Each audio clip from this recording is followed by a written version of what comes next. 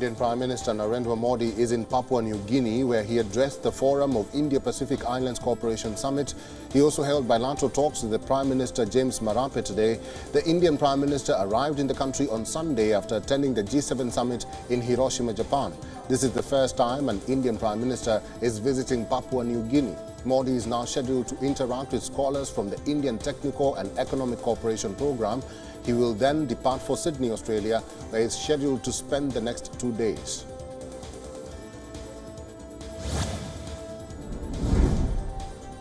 India's territory of Jammu and Kashmir is all set to host a 3-day G20 meeting starting today. This will be the third G20 Tourism Working Group meeting, which will be taking place from May 22nd to the 24th.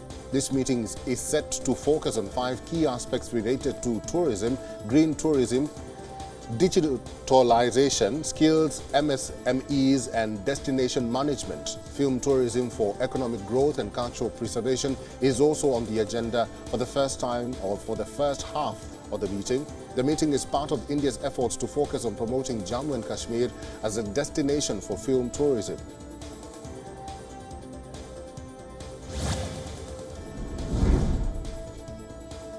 US President Joe Biden and House Republican Speaker Kevin McCarthy will soon meet to discuss the debt ceiling crisis.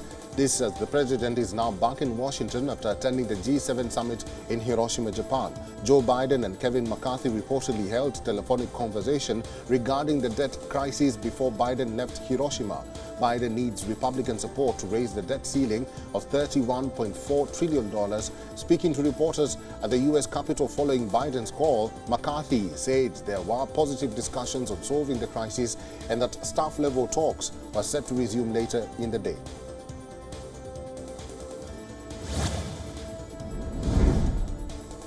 Ukrainian forces say they have partly encircled Bakhmut along the flanks and still control a part of the city. This after Russian claim that Bakhmut has completely fallen into their hands. Eastern city of Bakhmut has seen the longest and bloodiest battle of the 15-month war. Russian President Vladimir Putin congratulated his troops for the claimed victory. Ukrainian President Volodymyr Zelensky earlier answered a reporter's question on Bakhmut during the G7 summit in Hiroshima and said that there is nothing left in the city. He also said that Hiroshima's nuclear attack destruction reminded him of Bakhmut and other destroyed Ukrainian cities.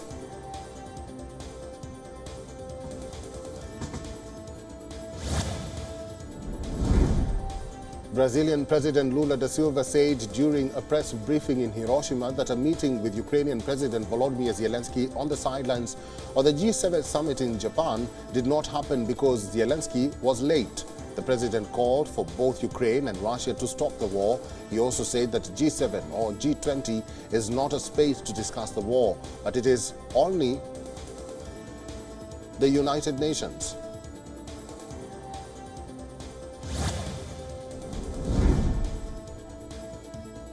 French President Emmanuel Macron visited Mongolia, where he headed to after attending the G7 summit in Japan. Macron said that he aimed to strengthen energy sovereignty with Mongolia and that he had spoken with the country's president on the war in Ukraine.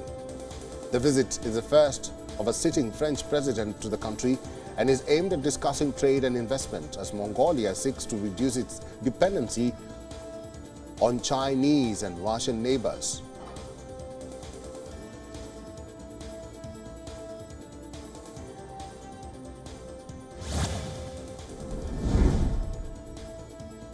South Korea and Germany will soon sign an agreement aimed at protecting military secrets to boost defense cooperation. This was announced by South Korean President Yoon Suk-yeol on Sunday as he met with German Chancellor Olaf Scholz in Seoul. Yoon said that the military information agreement will help the smooth operation of the defense industry supply chain amid global economic and political instability.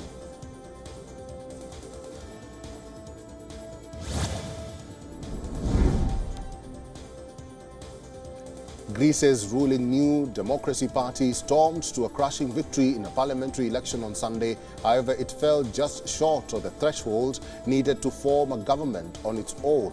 Conservative New Democracy took a commanding lead of 40.8%, defeating the radical leftist opposition, which polled 20.1%. Thousands gathered outside the headquarters of the New Democracy Party in Athens, cheering as party leader came out to greet the crowds. Greece's Interior Ministry projected that New Democracy could win 145 seats in parliament, 6 short of an absolute majority.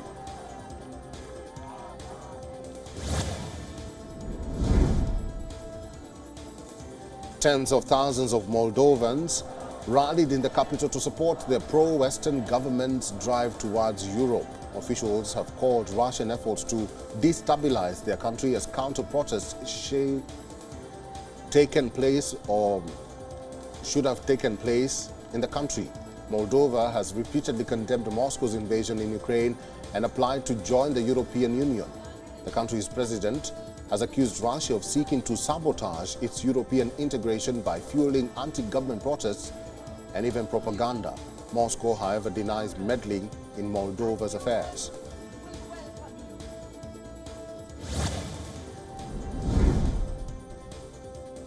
Three Palestinians have been killed by Israeli forces in a refugee camp in West Bank, according to the Palestinian Health Ministry. There has been no immediate confirmation of the fatalities by the Israeli military. Now, according to the Palestinian officials, the Israeli forces raided the refugee camp in the city of Nablus, accompanied by bulldozers, and blocked ambulances from entering the camp. Relatives mourned the loss of their loved ones at a morgue in Nablus.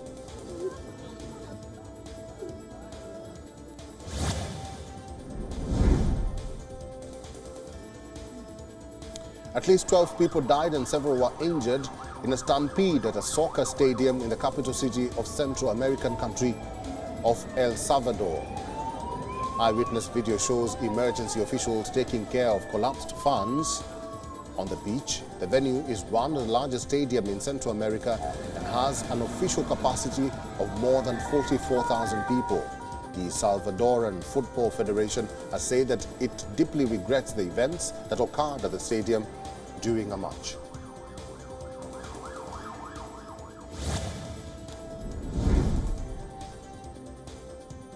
An armed attack at a restaurant on Ecuador's coast left 6 people dead and several others wounded. Several criminal groups are vying for control of drug trafficking routes and other crimes such as fuel theft and kidnappings in the country. The Ecuadorian government declared a state of emergency in early April in some parts in an effort to curb surging violence in the Pacific port city. The South American country recently authorized civilians to carry and even use guns for personal defense amid an increase in crime.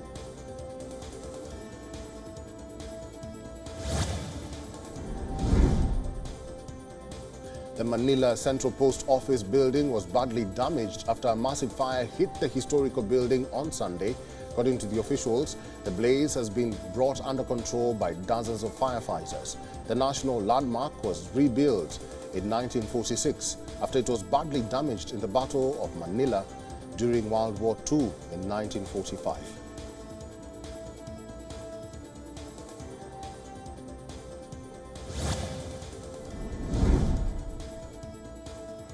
A SpaceX rocket ship lifted off on Sunday carrying the second all-private astronaut team headed to the International Space Station. The mission is commanded by former NASA astronaut Peggy Whitson and carries pilot John Shoffner and mission specialists Ali Al-Karani and Rayana Barnawi. Representing Saudi Arabia, Barnawi is Saudi Arabia's first woman astronaut to head to the ISS, where she will focus on advancing breast cancer research.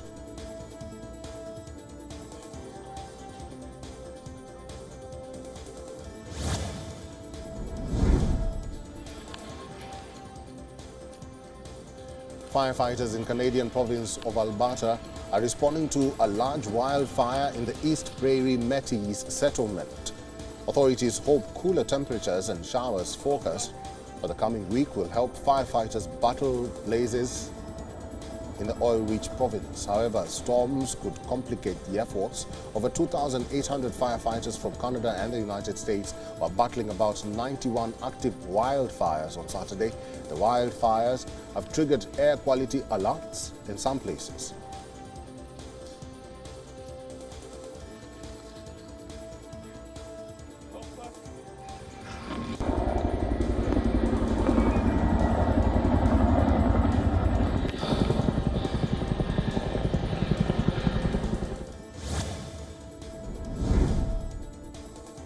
Eyewitness videos have captured thick ash clouds covering Puebla City in central Mexico from a nearby volcano. The volcano has been active since 1994 and is closely monitored by scientists, cameras and sensors because of danger to millions living nearby. Earlier this week, several towns closed schools due to volcanic ash. Mexico City's international airport halted operations for more than 5 hours on Saturday, while several flights were delayed or even cancelled.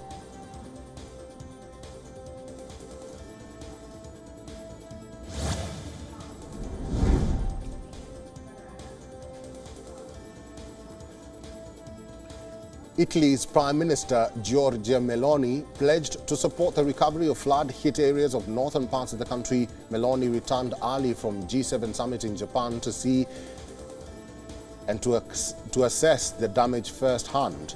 She went inside people's homes to inspect the damage in the region, where the floods have killed 14 people and caused damage estimated at billions of euros. Meloni said that she was impressed by people's resilience and courage as they faced the prospect of cleaning up their homes partially submerged by flood waters.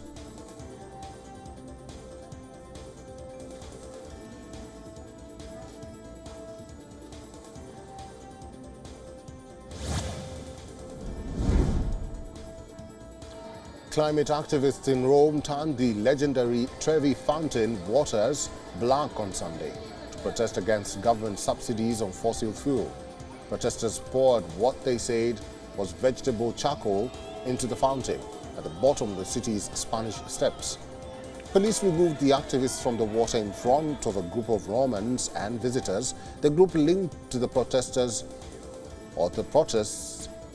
have organized several acts of civil disobedience in Italy and have sprayed some works of art and blocked some highways.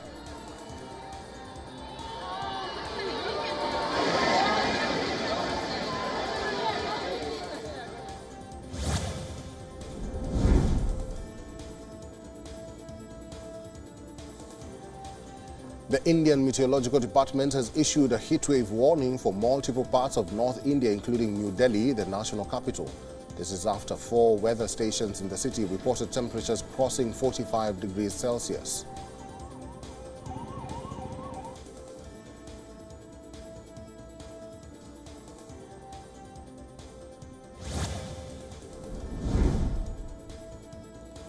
Over 40,000 cyclists participated in Moscow's largest ever cycle parade on Sunday. The parade aimed to promote the development of bicycle infrastructure in the city.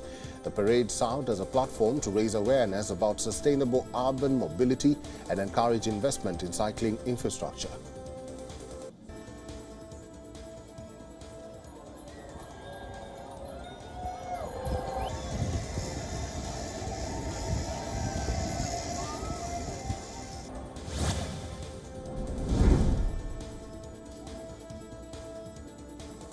Young Iraqis rowed in a flotilla of traditional wooden boats down the Tigris River in Baghdad, celebrating an ancient nautical heritage in the now drought-stricken country. Once a common sight across Iraq's rivers, the traditional boat has long been vastly outnumbered by modern motorized vessels. Those working to preserve the traditional boating culture in the country say that they must save from extinction an essential facet of their civilization which has existed for 4 or 5 millennia.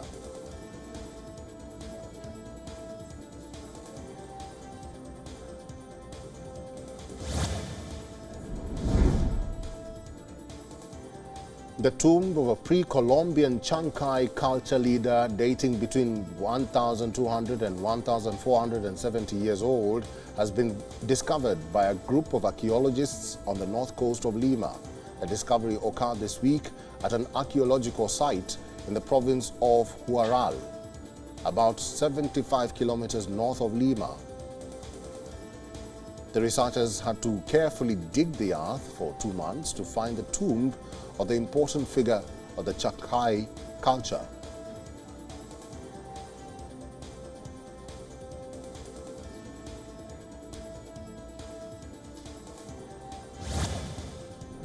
WION is now available in your country. Download the app now and get all the news on the move.